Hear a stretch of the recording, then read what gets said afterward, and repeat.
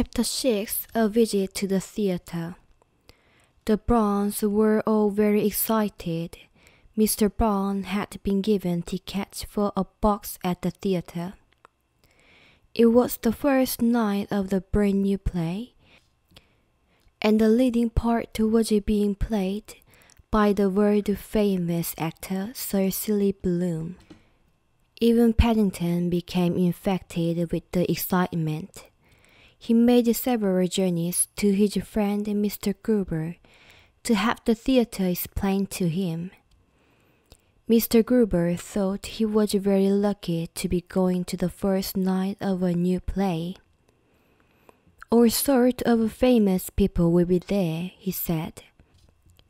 I don't suppose many bears had that sort of opportunity once in a lifetime. Mr. Gruber lent Paddington several second-hand books about the theatre. He was rather a slow reader, but there were lots of pictures, and in one of them, a big cut-out model of a stage which sprang up every time he opened the pages. Paddington decided that when he grew up he wanted to be an actor. He took to standing on his dressing table and striking poses in the mirror, just as he had seen them in the books. Mrs. Brown had her own thoughts on the subject. I do hope it's a nice play, she said to Mrs. Bird. You know what Paddington's like. He does take these things so seriously. Oh well, said Mrs. Bird. I shall sit at home and listen to the wireless in peace and quiet. But it'll be an experience for him, and he does like experience so. Besides, he's been very good lately. I know, said Mrs. Brown. That's what worries me.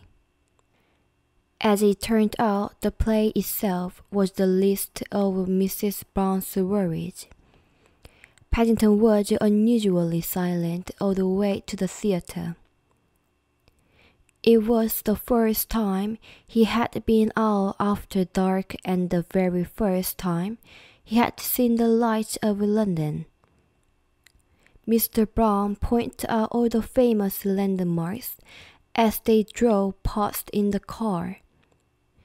And it was a gay party of Browns that eventually trooped into the theatre. Paddington was pleased to find it all exactly as Mr. Gruber had described it to him, even down to the commissioner who opened the door for them and saluted as they entered the foyer. Paddington returned the salute with a wave of his paw and then sniffed. Everything was painted red and gold, and the theatre had a nice, warm, friendly sort of smell. There was a slight upset at the cloakroom when he found he had to pay in order to leave his duffel coat and suitcase. The woman behind the counter turned quite nasty when Paddington asked for his things back. She was still talking about it in a loud voice as an attendant led them along a passage toward their seats. At the entrance to the box, the attendant paused. Program, sir, she said to Paddington. Yes, please, said Paddington, taking 5. And would you like coffee in the interval, sir? She asked. Paddington's eyes glistened. Oh yes, please, he said, imagining it was a kind thought on the part of the theatre. He tried to push his way past, but the attendant barred the way. That'll be £7.50, she said. £1 each for the programs, and 50 pence each for the coffee. Paddington looked as if he could hardly believe his ears. £7.50, he repeated. £7.50. That's all right, Paddington, said Mr. Brown, anxious to avoid another fuss. It's my treat. You go in and sit down. Paddington obeyed like a shot, but he gave the attendant some very curious looks while she arranged some cushions for his seat in the front row. All the same, he was pleased to see he had given him the one nearest the stage. He'd already sent a postcard to his Aunt Lucy with a carefully drawn copy of a plan of the theatre, which he'd found in one of Mr. Gruber's books, and a small cross in one corner marked my seat. The theatre was quite full, and Paddington waved to the people down below.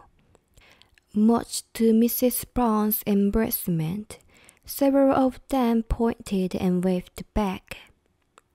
I do wish he wouldn't be quite so friendly, she whispered to Mr. Brown.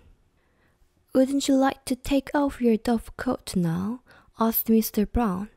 It'll be cold when you go out again. Paddington climbed up and stood on his chair.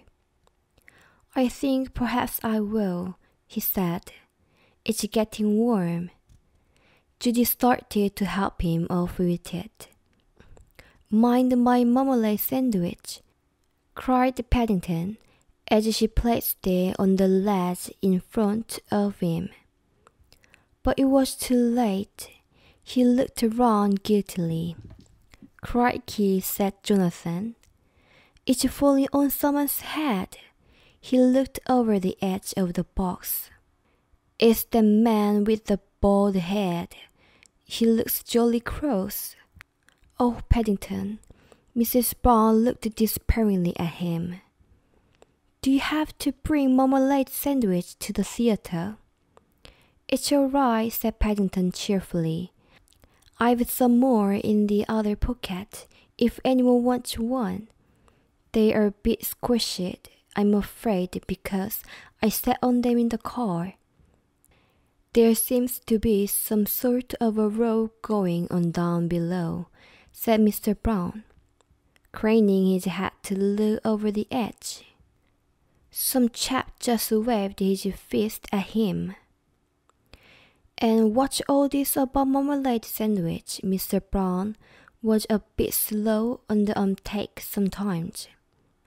Nothing there, said Mrs. Bird hastily. She decided to let the matter drop. It was much easier in the long run.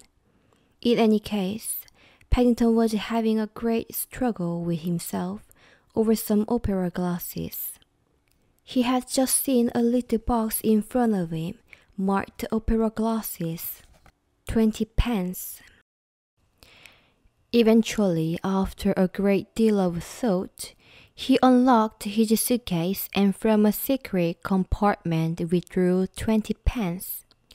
I don't think much of this, he said a moment later, looking through them at the audience. Everyone looks smaller. You've got them the wrong way round, silly, said Jonathan. Well, I still don't think much of them, said Paddington, turning them round. I wouldn't have bought them if I'd known. Still, he added after a moment's thought, they might come in useful next time. As he began to speak, the overture came to an end and the curtain rose.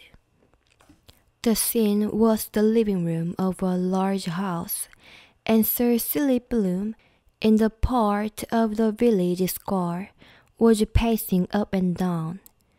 There was a round of applause from the audience. You don't take them home, whispered Judy. You have to put them back when you leave. What? Cried Paddington in a loud voice. Several calls of a hush came from the darkened theatre as Sir Silly Bloom paused and looked pointedly in the direction of the bronze box.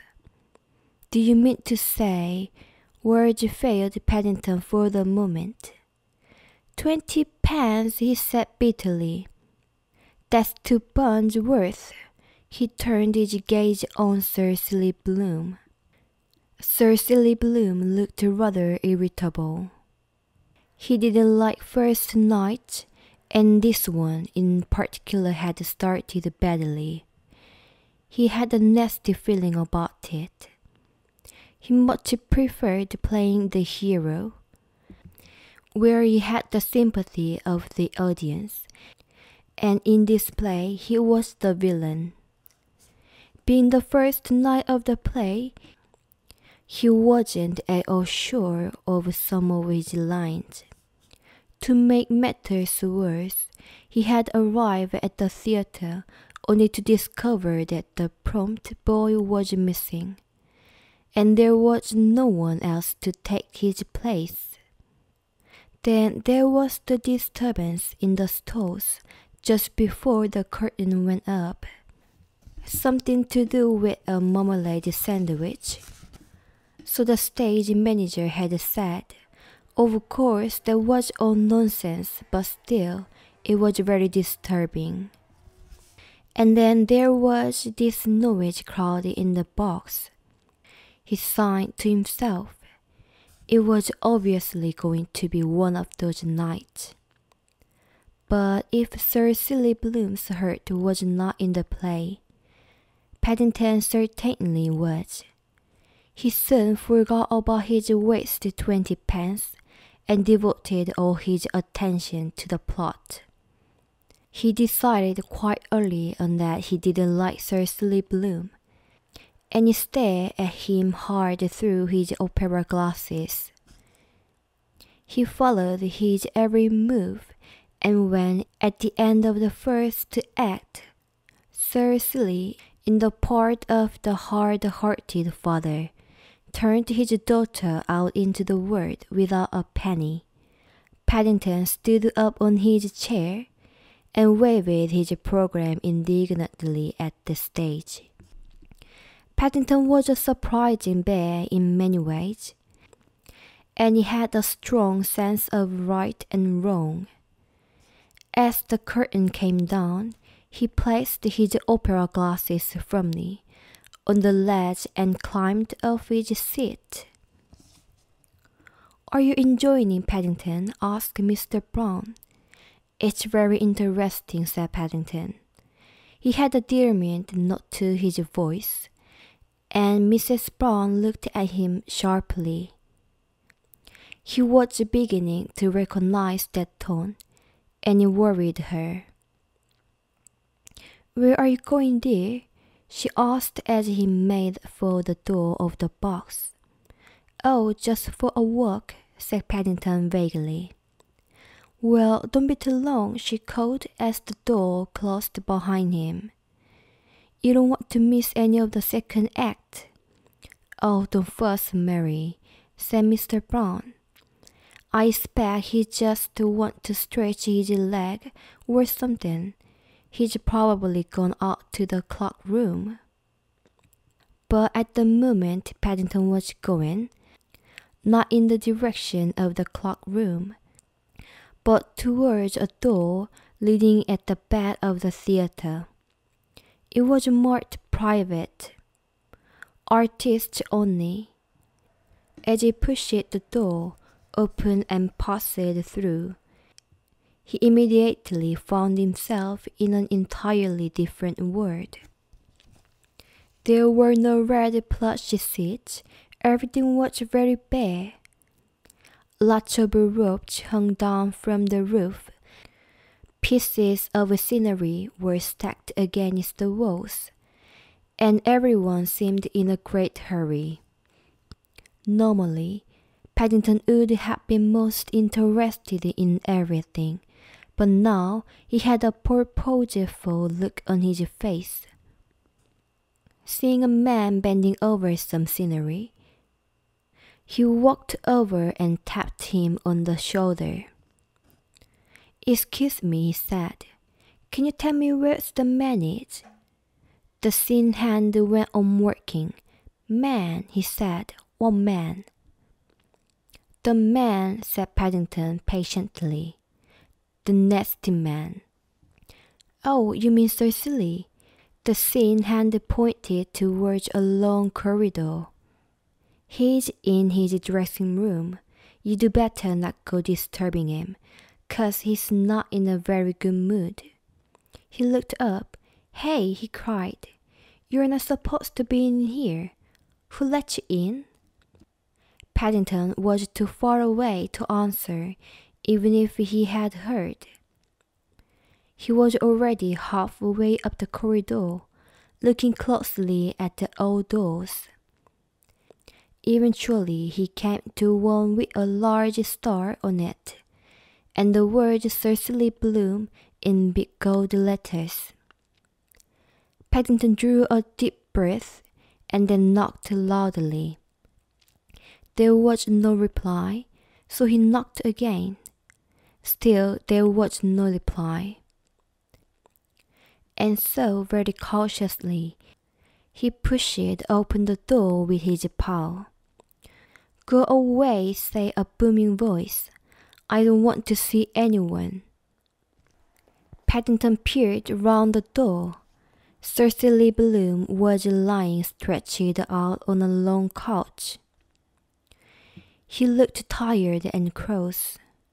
He opened one eye and gazed at Paddington.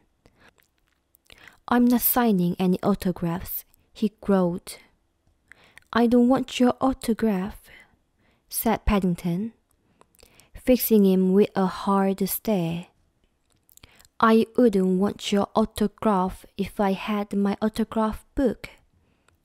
And I haven't got my autograph book, so there. Sir Silly sat up. You don't want my autograph, he said in a surprised voice. But everyone always wants my autograph. Well, I don't, said Paddington. I've come to tell you to take your daughter back. He gulped the last few words. The great man seemed to have grown to about twice the size he had been on the stage, and he looked as if he was going to explode at any minute. Sir Silly clutched his forehead. You want me to take my daughter back? He said at last. That's right, said Paddington firmly. And if you don't, I expect she can come and stay with Mr. and Mrs. Brown. Cecily Bloom ran his hand distractedly through his hair, and then pinched himself. Mr. and Mrs. Brown, he repeated in a dazed voice. He looked wildly round the room and then dashed to the door. Sarah, he called in a loud voice.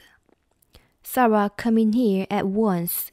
He backed round the room until he had placed the couch between himself and Paddington.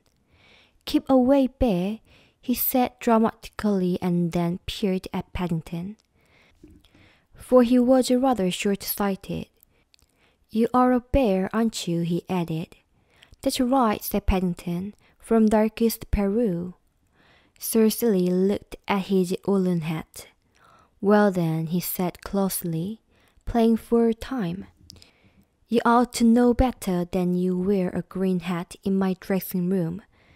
Don't you know green is a very unlucky color in the theater? Take it off at once. It's not my fault, said Paddington. I wanted to wear my proper hat. He had just started to explain all about his hat when the door burst open and the lady called Sarah entered. Paddington immediately recognized her as Cecily's daughter in the play.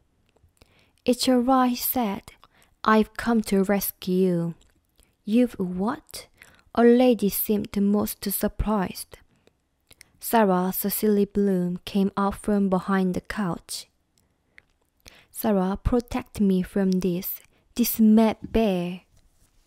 I'm not mad, said Paddington indignantly. Then kindly explain what you're doing in my dressing room, boomed the great actor. Paddington sighed. Sometimes people were very slow to understand things. Patiently, he explained it all to them.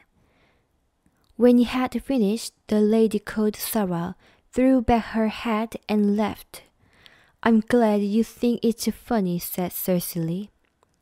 But darling, don't you see, she said, it's a great compliment. Paddington really believes you are throwing me out into the world without a penny. It shows what a great actor you are. Cecily thought for a moment. Hump, he said gruffly. Quite an understandable mistake, I suppose. He looks a remarkably intelligent bear, come to think of it. Paddington looked from one to the other. Then you were only acting all the time, he faltered. The lady bent down and took his paw.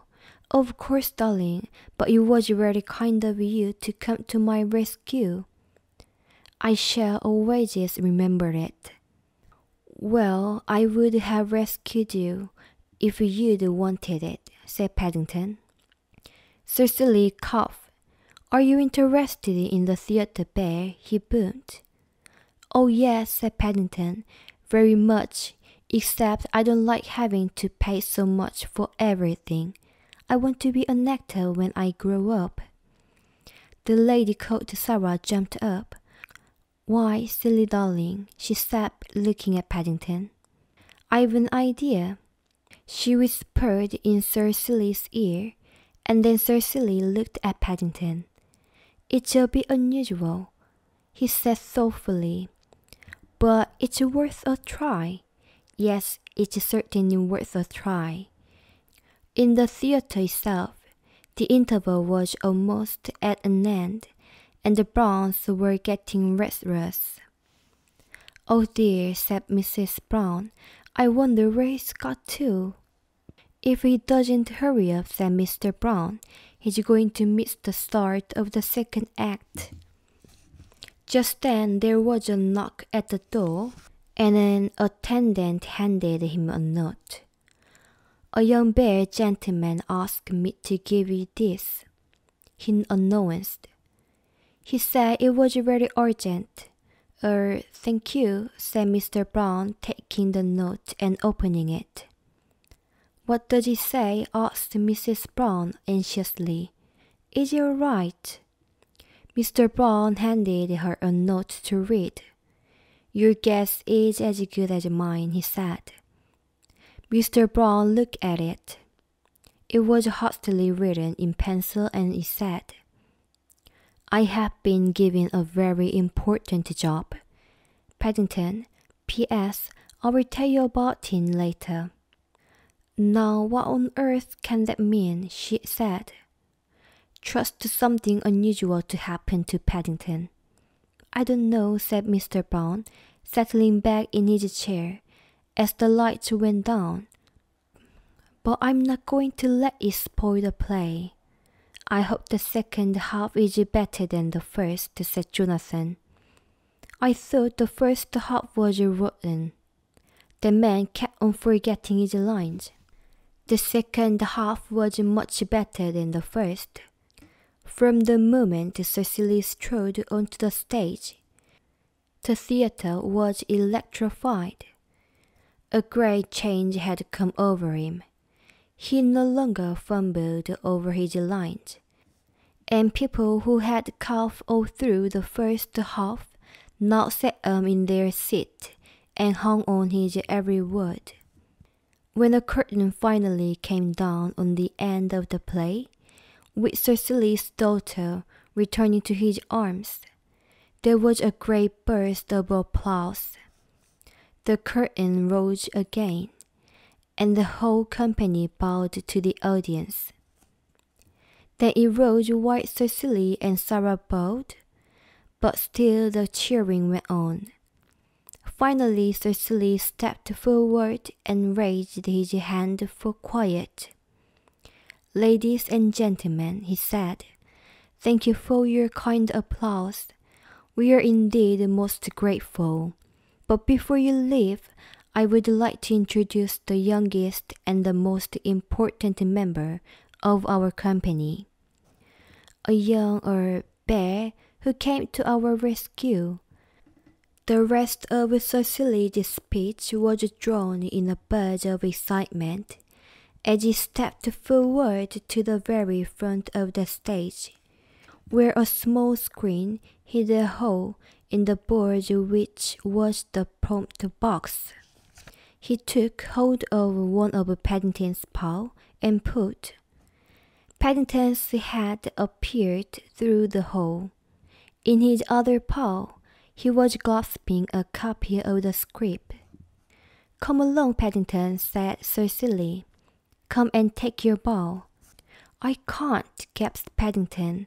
"I think I'm stuck." And stuck he was. It took several stagehands, the fireman, and a lot of butter to remove him after the audience had gone.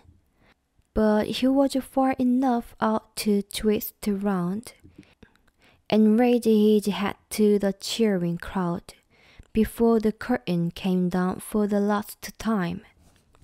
Several nights later, anyone going into Paddington's room would have found him sitting up in bed with his scrapbook, a pair of scissors, and a pot of paste.